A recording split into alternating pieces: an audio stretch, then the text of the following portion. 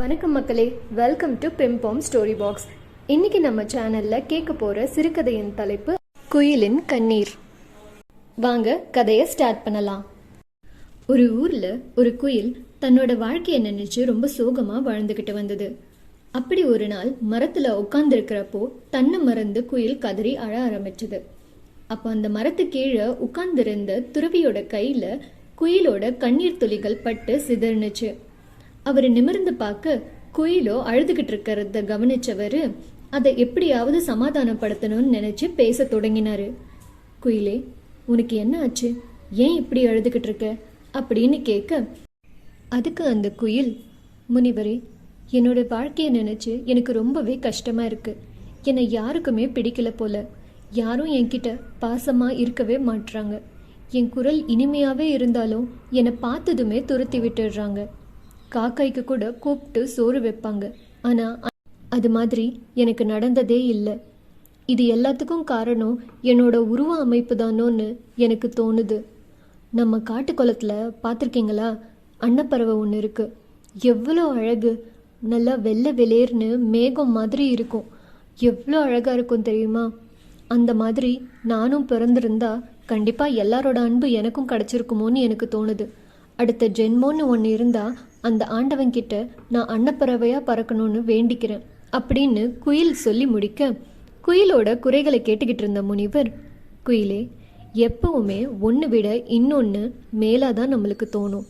நம்ம கிட்ட இருக்கிறத வச்சு சந்தோஷமாக இருக்க கற்றுக்கணும் அப்படின்னு முனிவர் சொல்ல, அதை ஏற்க முடியாமல் குயில் அழத் தொடங்குச்சு.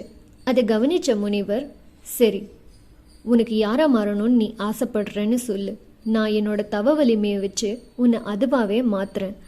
ஆனால் அதுக்கு முன்னால் நீ மேலா நினைக்கிற அந்த அன்னப்பறவை கிட்ட போய் அது சந்தோஷமா இருக்கான்னு கேட்டுக்கிட்டு வா. அதுக்கப்புறம் நான் உன்னை மாத்துறேன் அப்படின்னு முனிவர் சொல்ல, குயிலோ உடனே காட்டுக்குளத்தை நோக்கி பறந்தது.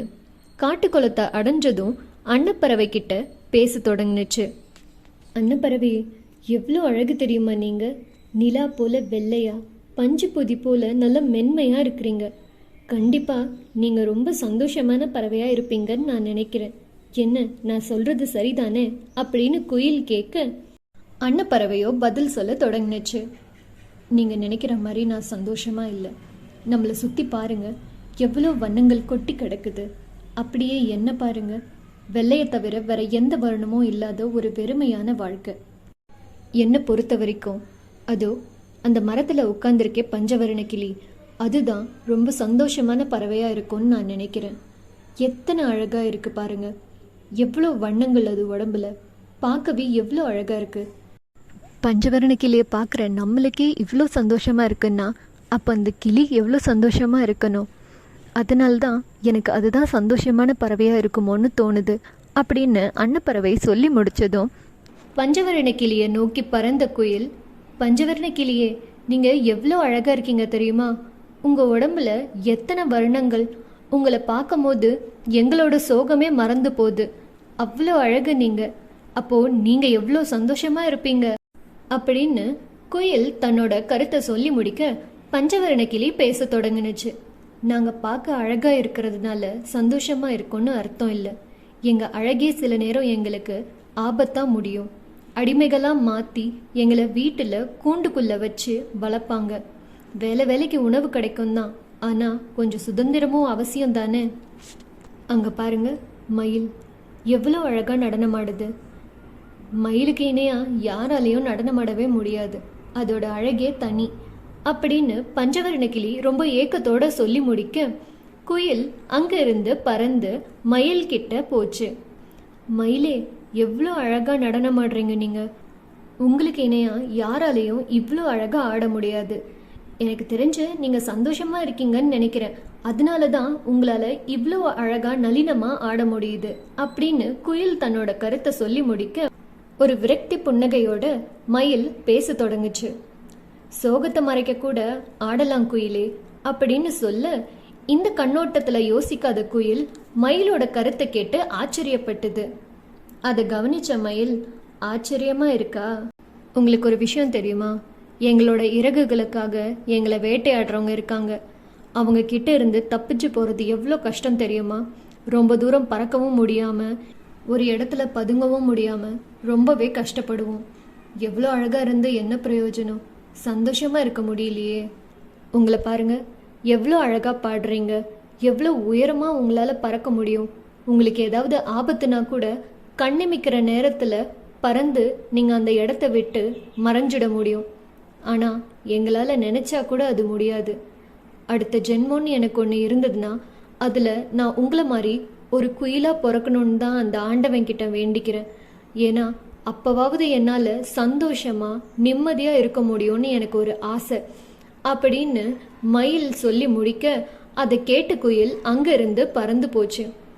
முதல் முறையாக அந்த குயில் இன்னைக்கு காலையில் இருந்து நடந்த எல்லா விஷயத்தையும் நினச்சி சிரிச்சுது. முனிவர்கிட்ட வந்த குயில், முனிவரே, நான் குயிலாவே இருந்துடுறேன். நான் குயிலா இருக்கிறத நினைச்சு நான் ரொம்பவே சந்தோஷப்படுறேன்.